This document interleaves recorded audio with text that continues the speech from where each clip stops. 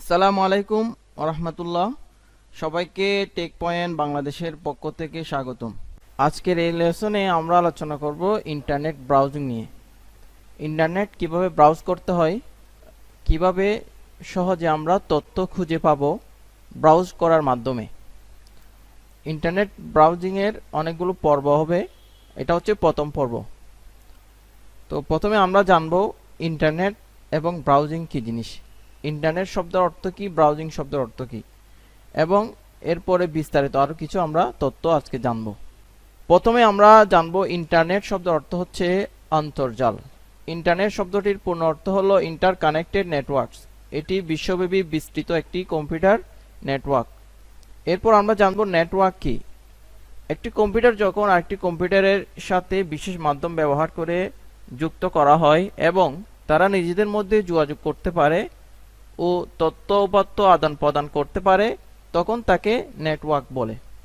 আসলে নেটওয়ার্কের অর্থটা অনেকভাবে করা হয়। তো আমরা যেটা বুঝি, পরস্পরের সাথে যখন সংযুক্ত হয়, কানেক্টেড হয়, তখন তাকে আমরা কি বলি, নেটওয়ার্ক বলি। ইন্টারনেট ব্রাউজ করার জন্য আমাদের কিছু বিষয় জানতে হবে, যেমন ওয়েব পেজ। ওয়েব পেজটা কী জিনিস? ইন্টারনেট ব্যবহারকারীদের ব্রাউজ করার জন্য বিভিন্ন ওয়েব সার্ভারে রাখা ফাইলকে ওয়েব পেজ বলে।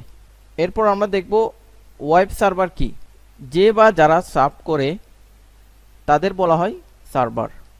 আমরা অনেকেই সার্ভারের নাম শুনি, বলে না সার্ভারের সমস্যা হয়, এই সমস্যা হচ্ছে। তো ওয়েব সার্ভারটা হচ্ছে যে বা যারা সার্ভ করে তাদেরকে বলা হয় সার্ভার। ওয়েব পেজ যে সব মেশিন সার্ভ করে সে মেশিনগুলোকে ওয়েব সার্ভ বলা হয়। অর্থাৎ এর আগে আমরা জেনেছি ওয়েব পেজ কি। তাহলে এখান থেকে আমরা বোঝা যাচ্ছে যে ওয়েব পেজে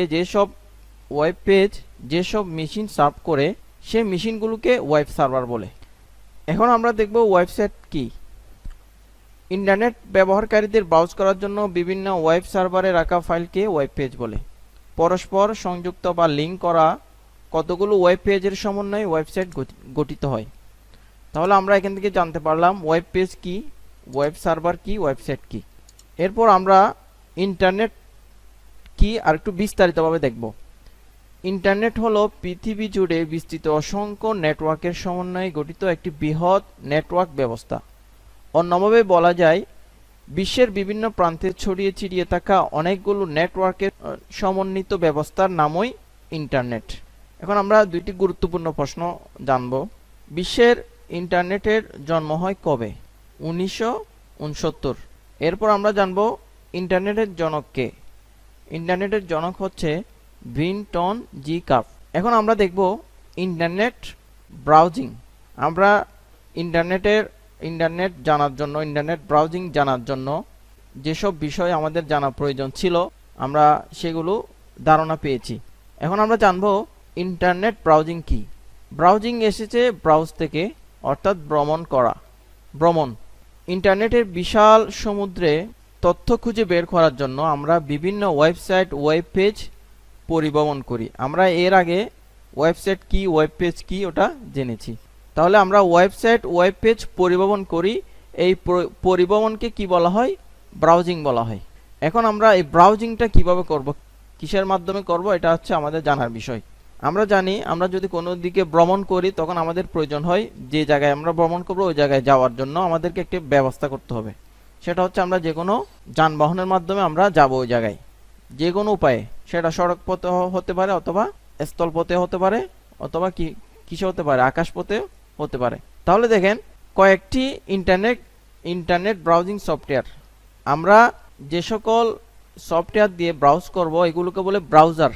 তাহলে এগুলোকে বলে ইন্টারনেট ব্রাউজিং সফটওয়্যারগুলোকে বলে ইন্টারনেট ব্রাউজার। তাহলে আমরা কয়েকটা ব্রাউজারের নাম জানবো। ফার্স্ট হচ্ছে গুগল ক্রোম, সবচেয়ে পপুলার এবং সবচেয়ে জনপ্রিয় এবং ইউজফুল। খুব সহজে এটার কাস্টমাইজ বা ব্যবহার করা যায়। এরপর আসছে মজিলা ফায়ারফক্স, দেন মাইক্রোসফট এডস, এরপর হচ্ছে অপেরা, আমরা এটা জানি, অপেরা মিনি, অপেরা। তারপর হচ্ছে ইন্টারনেট এক্সপ্লোরার, এরপর হচ্ছে অ্যাপল সাফারি।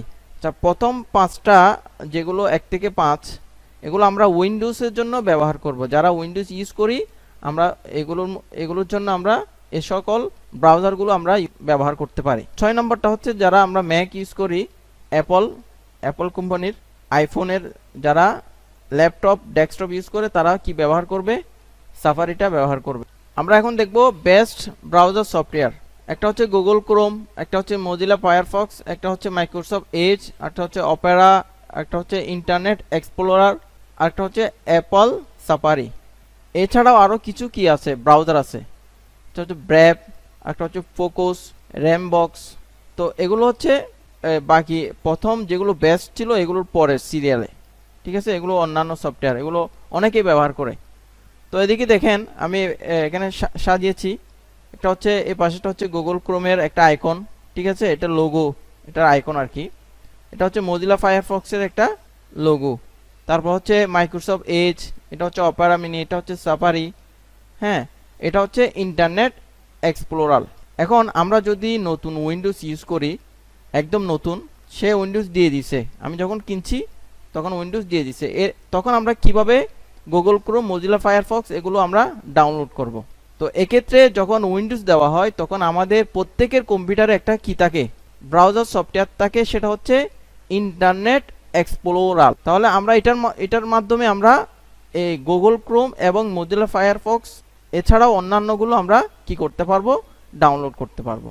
তাহলে এই পর্বে আমরা মোটামুটি ইন্টারনেট ব্রাউজার সম্পর্কে কিছু জানতে পারলাম। পরবর্তীতে আমরা কিভাবে ডাউনলোড করে এবং কিভাবে কাস্টমাইজ করে ওটা দেখব।